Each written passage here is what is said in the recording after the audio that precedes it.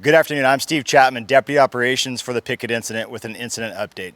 There's a lot of good work that has gone on, and there's a lot of work that still needs to be done. Starting at the south end of the fire here, we do have that direct hand line coming in north of the community of Calistoga coming up. We did have some open line on the southern left flank of the fire.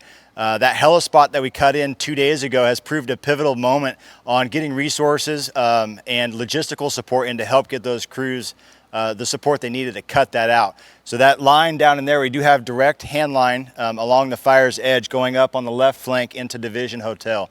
Getting into hotel as well, it's that steep, nasty, rugged terrain.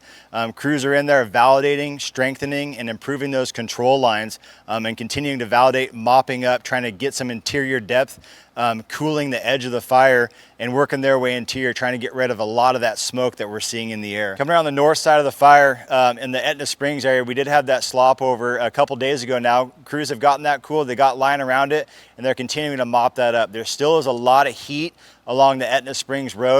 Crews are in there cooling everything off the edge, getting interior, trying to get rid of all that smoke, making sure the control lines are strengthened and continuing to improve them.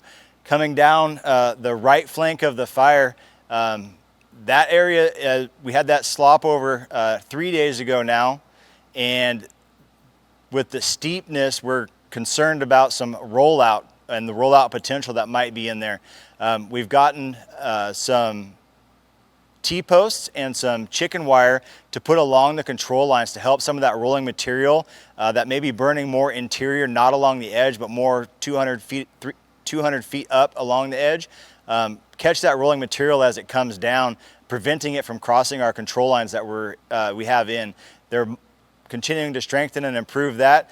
Coming down on the southern end of the fire, north of the community of Calistoga, that area, crews got in there yesterday and got a hose lay in there, created a pumping platform, and we're continuing to strengthen and improve those control lines as well, and getting some interior depth, meaning we're coming off of the line. We know that our line is good. Now we're coming in 100, 200 feet in and starting to get some of those smokes that are off the line. But we want to make sure that a lot of what we go after, we want to ensure that the perimeter, meaning the area around the fire that we see the edges, that is cool before we start gaining access to interior smokes. If we don't have a good control line, that's going to prove a problem and our footprint could grow, which is not what we want to do. So we're making sure that the fire perimeter isn't going to grow, and as we can validate and really ensure that those aren't going to grow, then we're going to start making our way interior and then getting some of those heavier smokes that we might see. Just because it's not on the fire perimeter and the smoke is decreasing, that doesn't mean that necessarily we've actually gotten that line or the perimeter contained or controlled. We want to make sure before we go interior that we do have a good control line around the fire perimeter. Once we do that, we'll start making our way interior, and that's why we have so many resources and personnel out here, is to really ensure that we're getting ground truthing, we're strengthening, we're making sure our control lines are in and that they're good, so that way we can start making some depth and getting some of that smoke that we might be seeing that is more interior. Thank you.